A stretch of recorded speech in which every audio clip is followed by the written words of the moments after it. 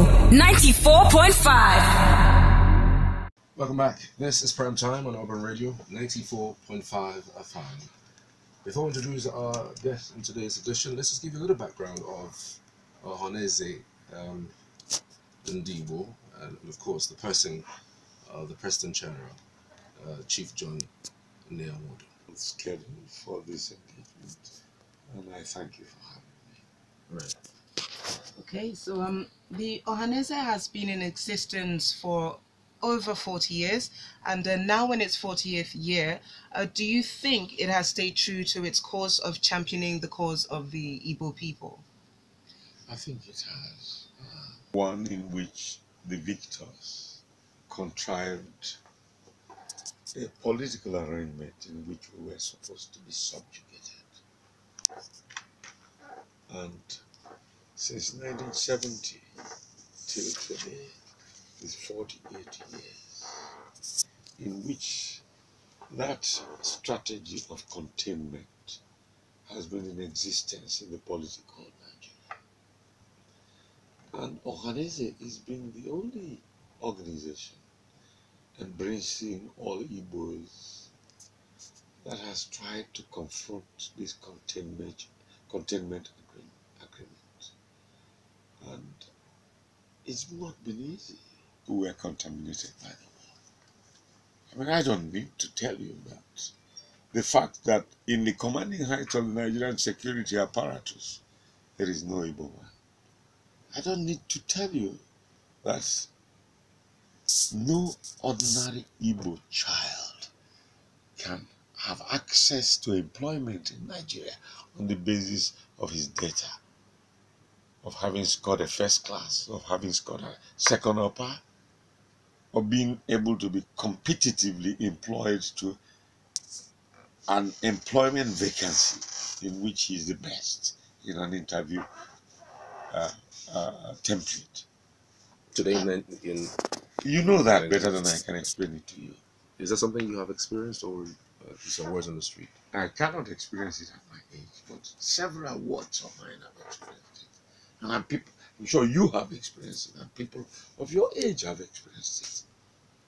When I was in the University of Ibadan, in my final year, the Civil Service Commission came to interview us in the university. And before we graduated, or immediately after our graduation, those who scored well in the interview were published in all national dailies and were posted to different sectors of the public sector. And they recorded your performance in the interview. I was interviewed, I was posted to immigration. I didn't take up the appointment. I didn't lobby for it. But my name was advertised in all the national media, and so were classmates of mine.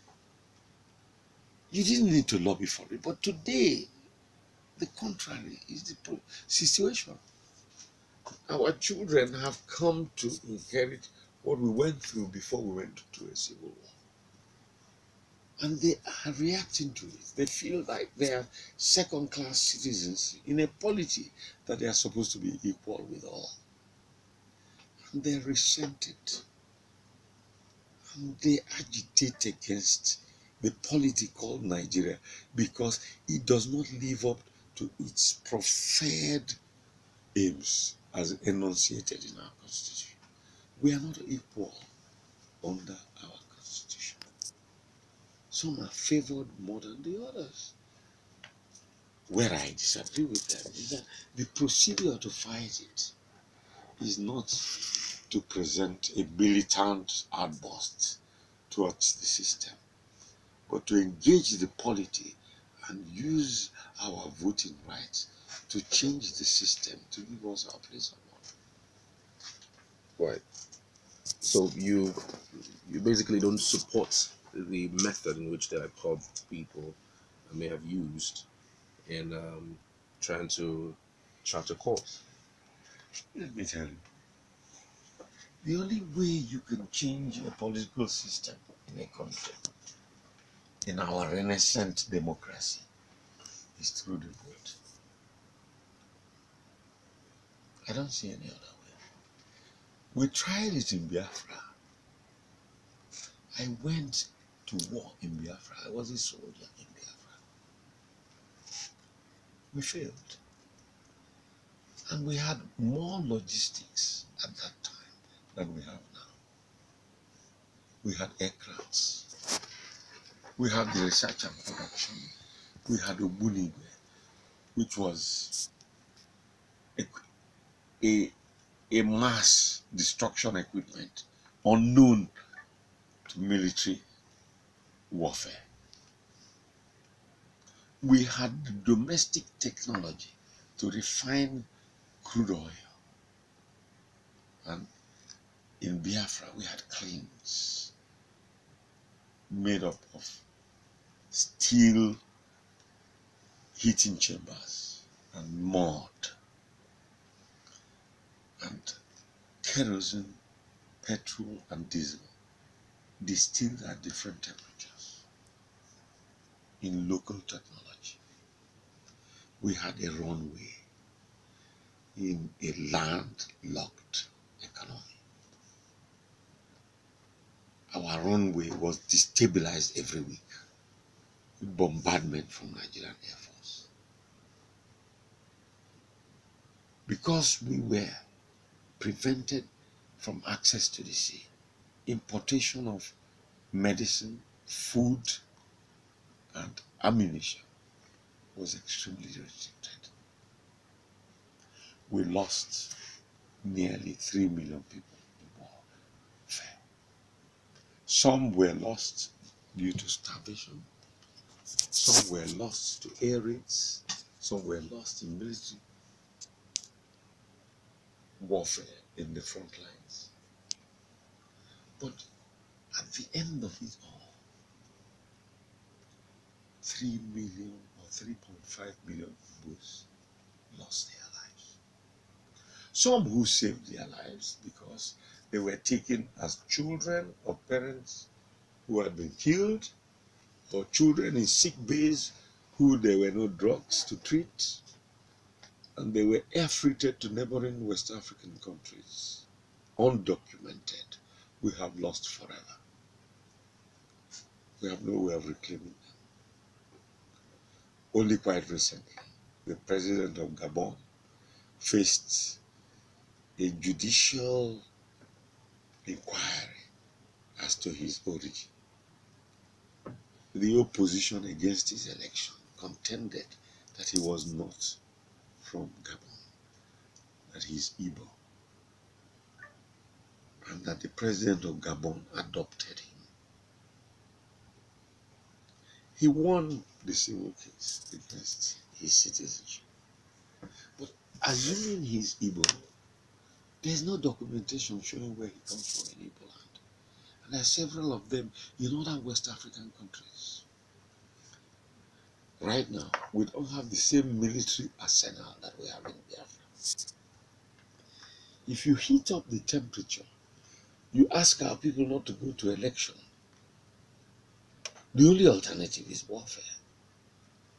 We don't have the capacity to engage in it. Our only way of fighting our current marginalization is to use our PVC. Right. And then apart from our PVC, Ohaneze as an institution has decided to ally with other Nigerians who feel the same way that we do. In the Middle Belt, thousands have been murdered by Fulani henchmen. In Western Nigeria, they feel the same way we feel.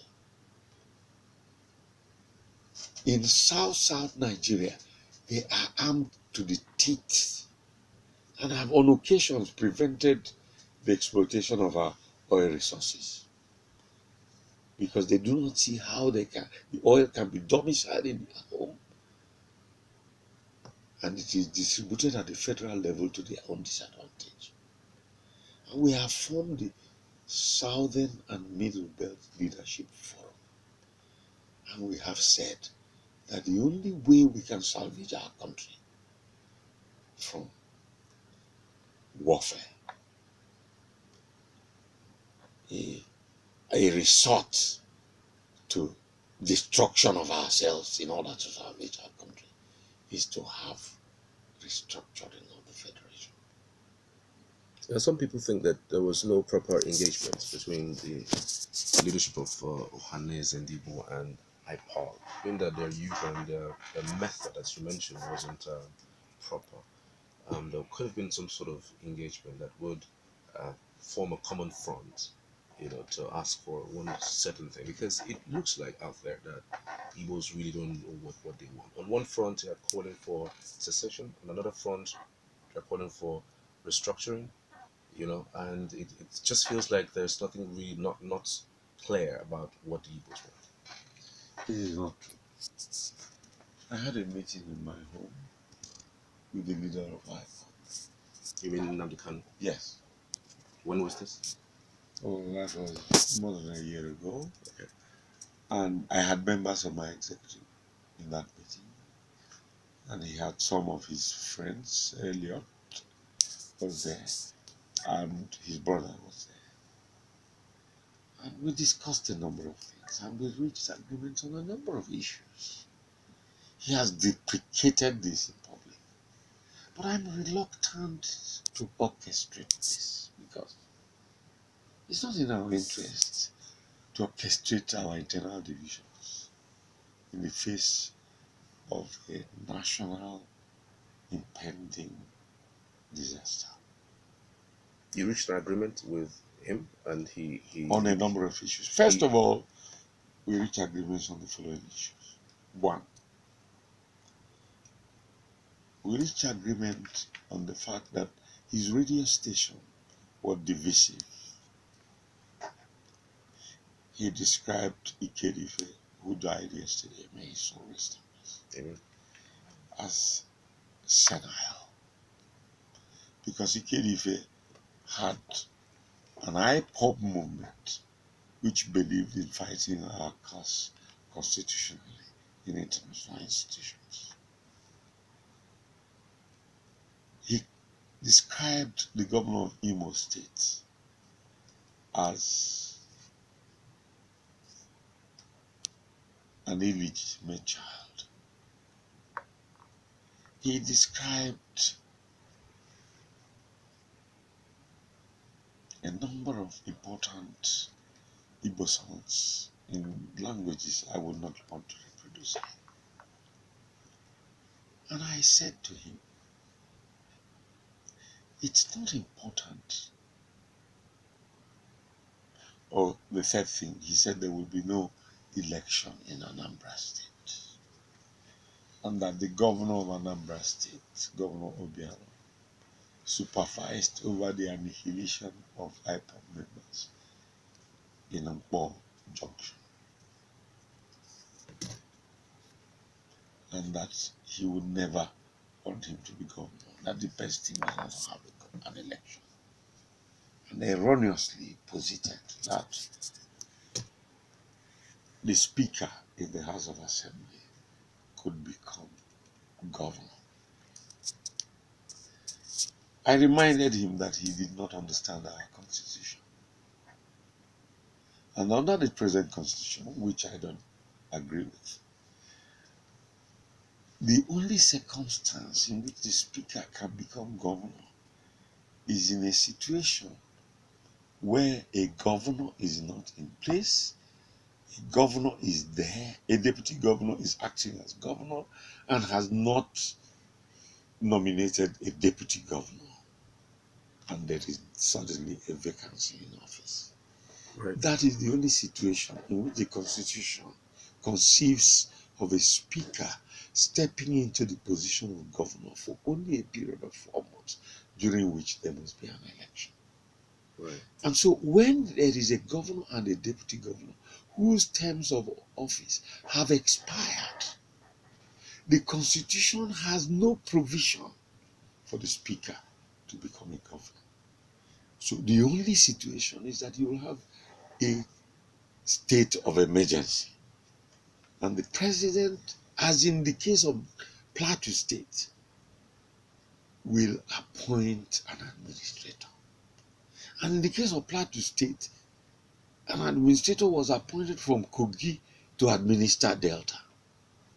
And that even in a university situation, when a vice chancellor could not be appointed in University of Nigeria in Nsukka, the federal government appointed a Professor Gomwok from Benue to become administrator of University of Nigeria. And during his tenure,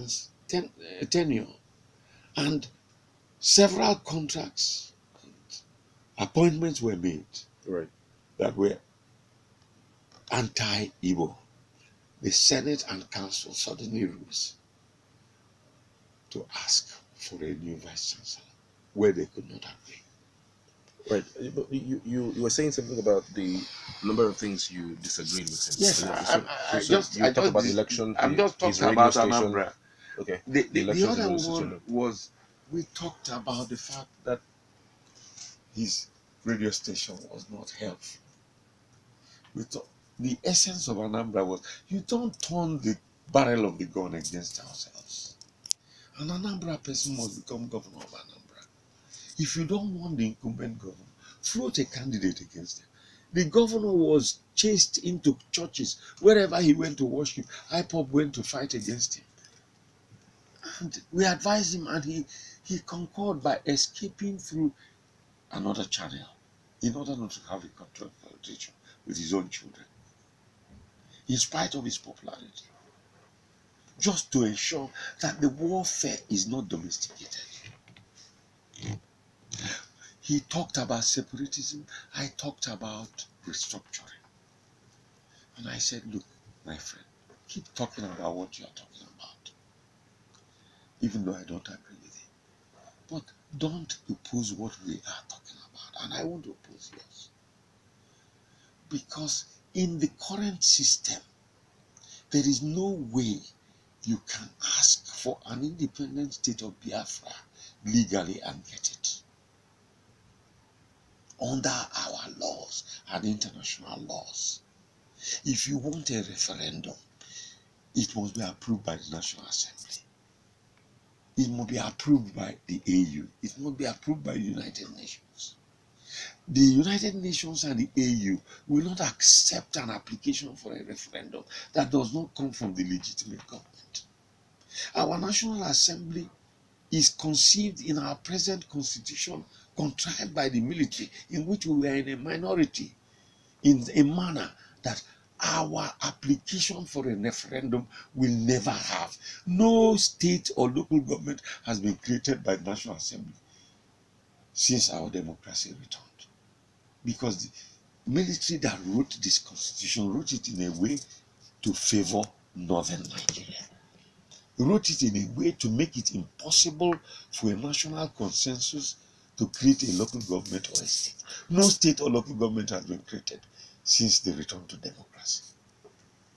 Therefore, it is impossible to seek self-determination using this constitution. Even in international fora, Barcelona has achieved restructuring and has a regional government in Spain. But in spite of a referendum with an overwhelming majority asking for an independent state of Barcelona, they found it impossible to have it. The European Union opposed it, United Nations opposed it, their federal government opposed it, and the leaders of Barcelona had to go into exile. In Germany, the same situation has happened in the most productive area of Germany, which wants to have self-determination. So I told him that in the circumstances, our best way is to align with a majority of Nigerians in the middle belt and in the south who want a change in our constitution. Did he refuse? Well, he didn't seem to feel that it was possible. And I said, okay, fight your cause. And let Ohaneze fight its cause. But let's not appear to be opposing ourselves in the public arena. Right. That agreement did not last for 1 week. This is the first time I'm talking about it publicly. Because I didn't want our disagreements to be advertised in the public area. I've gone through a lot of personal denigration from his radio station and his organization.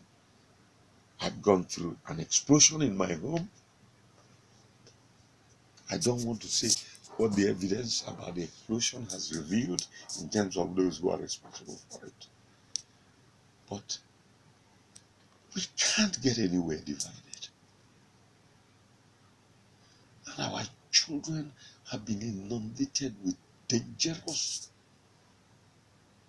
destructive propaganda that militate against our unity. What about the role that the governors in the Southeast played? The IPOB group is proscribed. They are actually labeled terrorist organization. The role of the governors in the Southeast, do you think they played the role right in protecting the interest of the IPOB? The Southeast governments did the best they could. At the time they intervened, IPOB was confronting the armed forces on the public highway. At the time they intervened, IPOB radio was castigating the Southeast governors, Ohaneze and federal government, and everybody. At the time they intervened, the federal government erroneously thought that the solution was to have an exaggerated military subjugation of the Southeast, an intimidation of sorts in Operation Python Dance. And they launched an Operation Python Dance with very outstanding derogation to the rules of engagement entered into by all civilized nations under the supervision of the United Nations, in which our children were mauled, and up till today, nobody has accounted for it by discipline of soldiers who drowned our soldiers in shallow, our children in shallow waters. But, you know, at the time that this happened, our children were in difficulty. Non-Igbos in our community were getting reprisals from us for the massacre of our children. 2 Igbos were killed in Sokoto. They were killed in Plateau. I went to Plateau. I went to Sokoto. I went to the north in an attempt to say, we will guarantee the safety of your people in the Southeast. We'll guarantee the safety of our people in the North. Northern governors came to the Southeast for the same purpose, just to save lives. But, you know, the Southeast governors then issued a proclamation saying, IPOB, do not engage in any public activities anymore. The words of their communique said, proscribe all public activities. They didn't proscribe IPOB. It was the federal government that prescribed IPOB. Well, wasn't it like laying some sort of foundation for what the federal government did? Because in the same communique, they insisted that federal troops must withdraw from all territories in the Southeast. So it was like peace, IPOB going, federal troops going. This was what the Southeast governors did. Zazaki has been in detention for 2 years now. He's from northern Nigeria. The federal government has disobeyed all court proclamations in relation to him. Tatsuki has been in detention. The federal government has disobeyed all court pronouncements in contradistinction with the prescriptions of our constitution. So what the federal government is doing is not peculiar to IPOB. So I do not see why they continue to be belligerent against the Southeast governors in the way they have been. But are they terrorists? Sorry? Are they terrorists? They are not terrorists. They are totally unarmed. And I have defended them even in Chatham House. They are not terrorists. I have absolutely nothing against their anger. I feel the same anger. But we probably disagree on the merits. Look, let's face it. Look, this country is a failed state. Why do you say that? Look, let's face the economic angle. The mainstay of the Nigerian economy is oil. Without oil, our economy will crumble. But oil is now a disappearing source of national revenue. Why?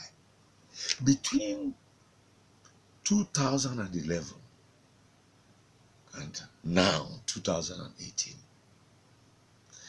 the daily production of barrels of crude oil per day has gone down from 2.8 million barrels of crude oil a day in 2011 to 1.7 million barrels in 2017. That means the total oil produced in Nigeria for sale in the international market has fallen down. 2, the world production of oil and of energy has grown exponentially in a manner that makes our 1.7 million barrels of oil unreliable for sustaining Nigeria's economy. Why? America has developed shale oil production, and Bloomberg has projected that in 6 months' time, America will produce 12 million barrels of crude oil a day. In the last 1 year, there have been more production and installation of energy attributable to solar energy, renewable energy, as in green energy, as well as in battery energy, much more than crude oil. 2, China and OECD countries have put a deadline between 2020 and 2024 for non-production of machinery dependent on crude oil. What does this mean? If there is an increase of supply of crude oil and a constant demand for energy, and a static supply of 1.8 million barrels, the price is likely to come down. Right now, we are spending 69% of our national revenue to service our debts. Right now, our total federal government earning on crude oil is insufficient to service federal government loans. Federal government now has to depend on FRSS as well as customs and other sources of revenue to be able to service its loans, not to talk about capital expenditure. What was the solution? Restructuring. Yeah, restructuring along what line? Is it regional restructuring or state restructuring? What sort of restructuring are you looking at? Look, right now we have states. It is impossible to deny people of states that they have. So states must be federating units. But every region must have states under it in one umbrella. in order to ensure effective coordination of common resources. So there's a government of each region? Precisely. That's what our fathers agreed in the Lillington Constitution and the 1963 Constitution. The military imposed on us a unitary system of government, completely divergent with what our fathers agreed to form a federation called Nigeria. So this federation is false. It is not autochthonous. Our constitution starts with the sentence, "We the people of Nigeria proclaim." The people of Nigeria never voted for the 1979-1999 constitution that we operate today. In jurisprudence, it will score the lowest marks because of its acceptability. This constitution was never approved by the people of Nigeria. It was imposed on us by a military government. No civilization in democracy will accept it. But why do you think restructuring will solve the problem? Because my friend, when we were under a regional government as agreed by our forefathers, things were better in our country. In eastern Nigeria, where you and I come from, we were the fastest growing economy in Black Africa. We had the first iron and steel mill in Emene. We had the first cement factory in the southeast of Nigeria. We had the first brewery in the southeast of Nigeria and the second brewery, Golden Guinea, in the whole of Nigeria. Now, I went to school in a primary school called St. Patrick's River Valley, which is in rural ENUGU. You will not allow your child to go there today. It was a public school. My classmate was Peter Enegere, the junior brother of James Enegere, who was my father's driver. My father was a member of Eastern Nigerian House of Assembly and a junior minister before he became a minister. Your driver and your son cannot go to the same school because your driver cannot afford the same school. I went to the same school with my father's driver's junior brother.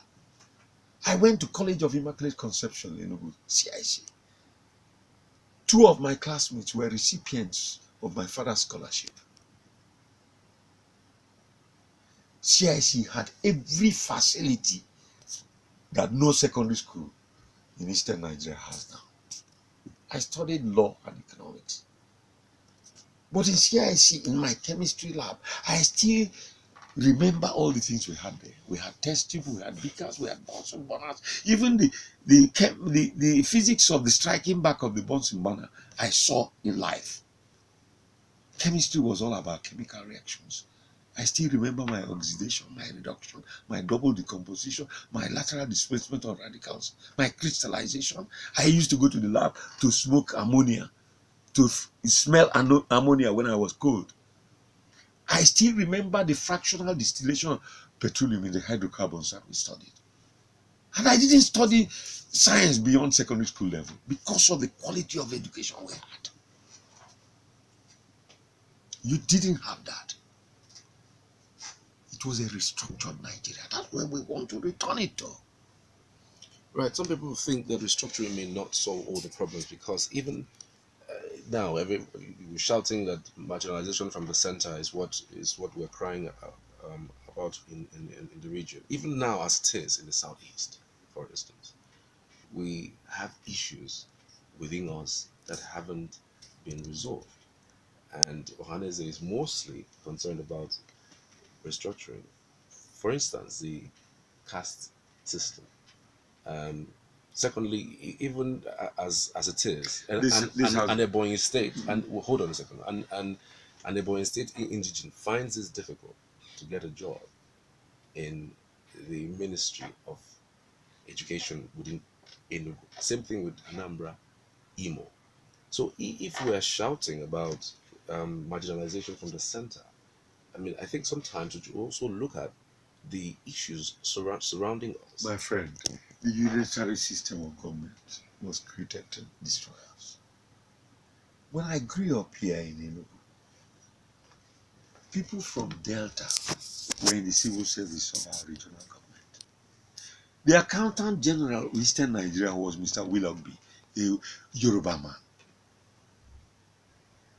The mayor of Enugu was a Katsina man, and he won election under NCNC. So how does creating a unitary government divide us? Under a unitary government, we all believe in our states. It's impossible for somebody from Enugu to go and get scholarship from Imo State. But under the regional government, we all got scholarship from the regional government. I went to University of Ibadan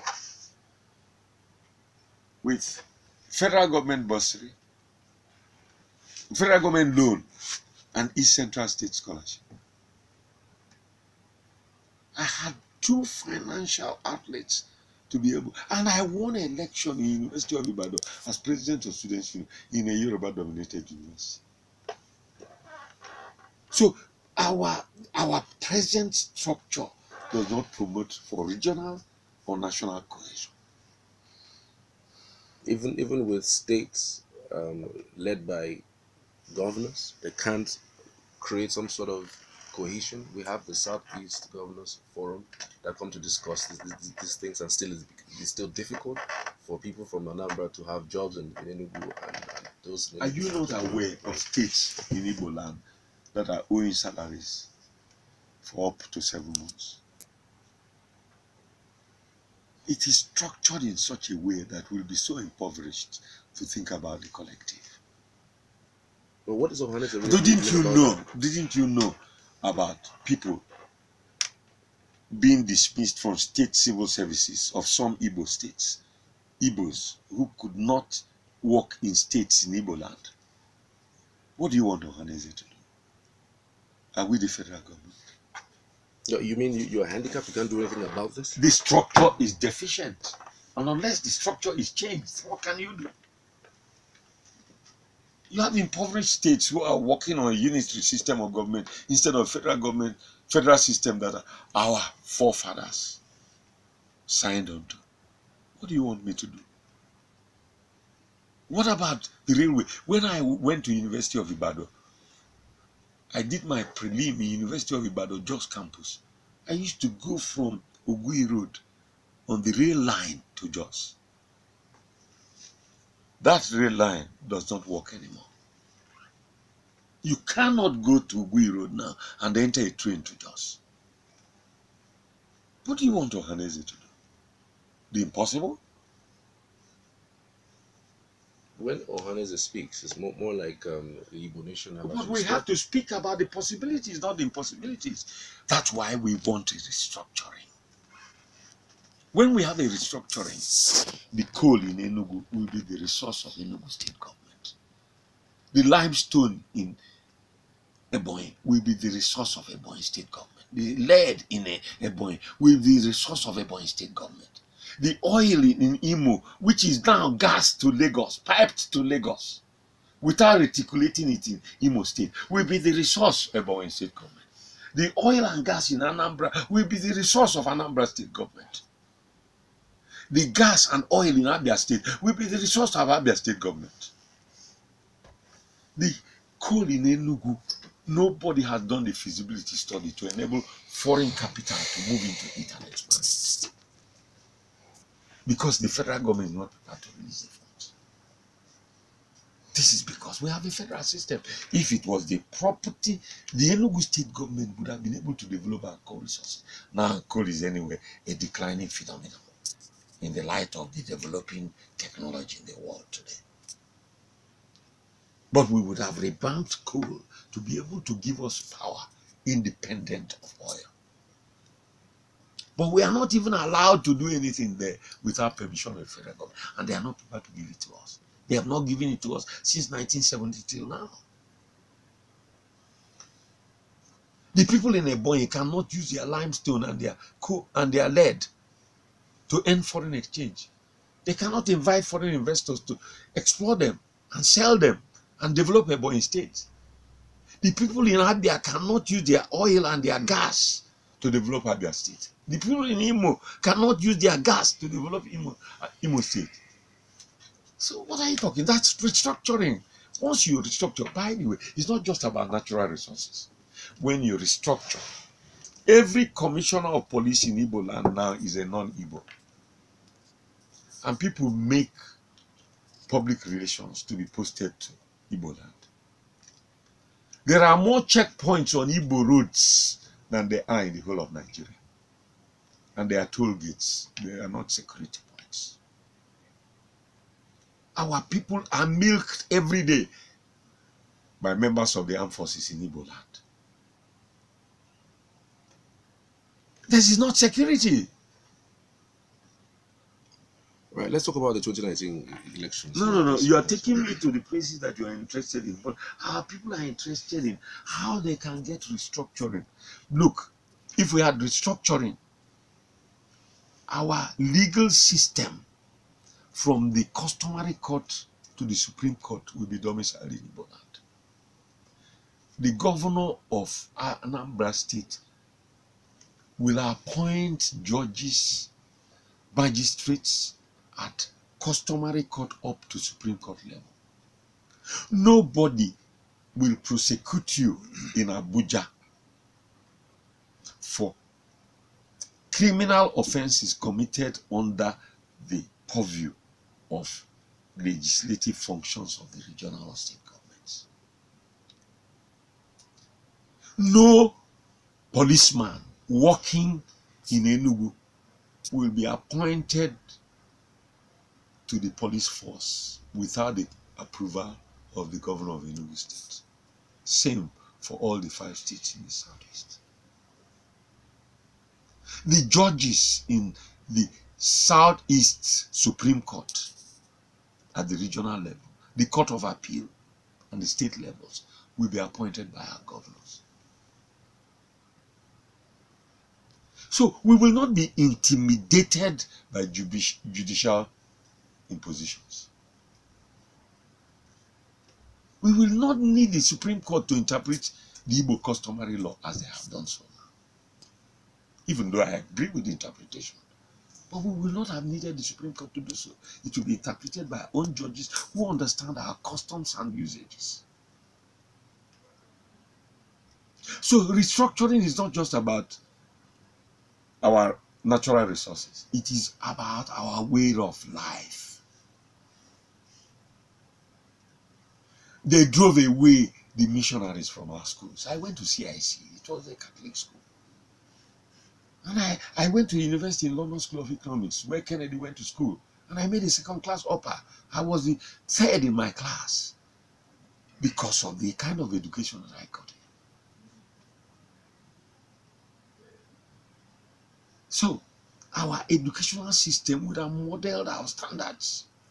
When I went to university, if you wanted to read medicine, you went to Ibadan. If you wanted to read architecture, you went to Ahmadu Bello University. If you wanted to read pharmacy, you went to Ife. If you wanted to read law, you went to Lagos. If you wanted to read engineering or the humanities, you went to Nsukka. There was no jump. My daughter sat for Federal Government College. And the person she scored better than in her school got admitted to Federal Government Girls College Onitsha, where she wanted to go to. And she said to me, Daddy, what does this mean? I scored more than her, but she's admitted and I'm not admitted. And I had to put her in a private school. Today she's on the Dean's list in America. This happened within the Southeast? Yes! She went to school here, in the University Primary School. So were you blaming the structure for this? Yes. The structure admits people into federal government secondary schools on the basis of quota, not on the basis of merit. No region, no state is allowed to run its educational services, its infrastructural services, its health services, its environment services on its own without the pervading influence of the federal government.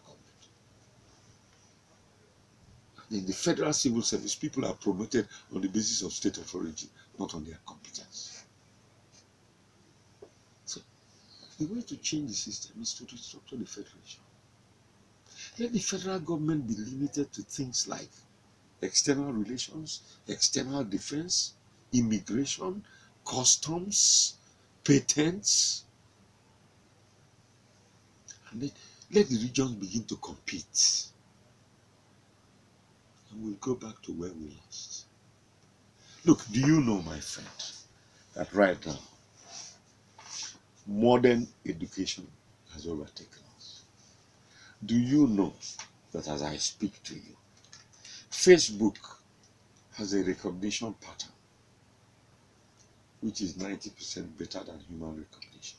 Facebook can recognize your child more than you can do. Do you know that right now, as I speak to you, Uber is a computer model and owns more vehicles than any company in the world without investing in one? Do you know that AirHub has millions of hotels under its control which are not owned by it? And if you want to book a hotel anywhere in the world, you just log into Air. Do you know that Watson is a law firm company in the United States that you can log into and get 90% legal advice, better than 70% that you can get from humans? Do you know that there's a tricoder about to come out in the next 1 year, which can scan the retina of your eyes, which can do your blood analysis without you going to a lab, which you can breathe into, and it can diagnose 53 diseases in your body? Do you know that next year, all major car companies in the world will produce self-driven cars? And these cars, you can call by a telephone, and they can take you to wherever you want. Do you know that our children may never need a driving license in the next 5 years? Do you know that we will reduce our car accidents by 1 million people a year in many nationalities in the world? Because there will be self-driven cars, choreographed with our cartography, and very little accidents. Do you know that insurance companies' models will cease to exist? And many insurance companies will close. Do you know that the world is moving ahead of us because we have a structure that does not allow our children queue into the global expansion? Nigeria is a failed state.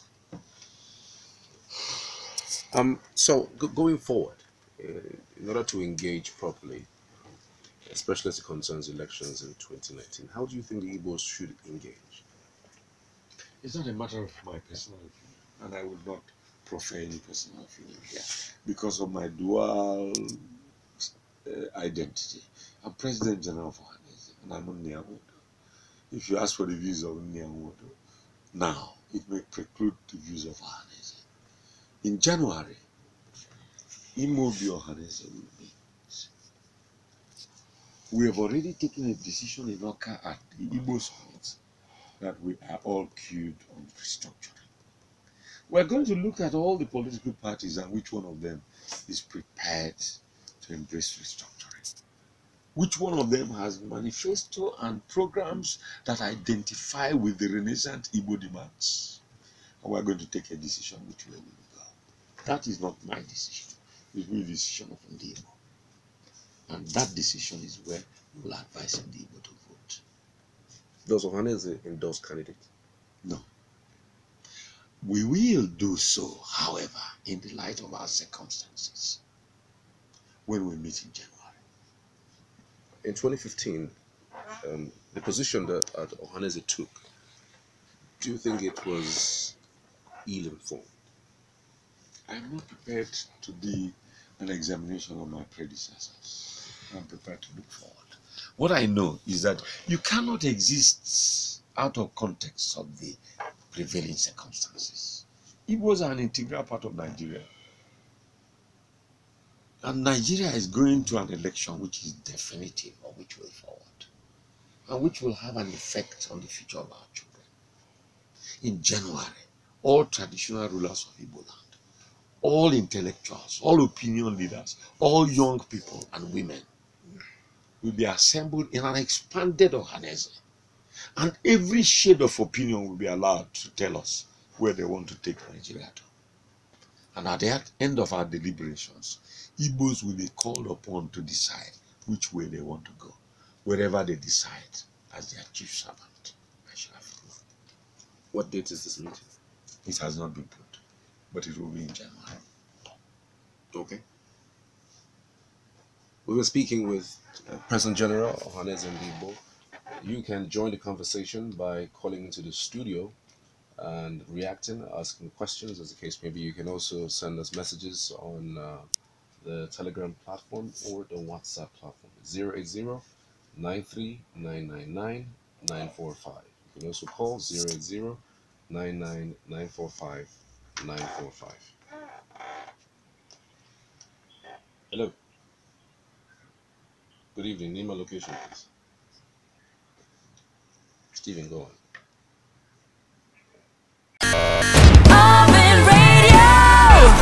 Urban Radio 94.5.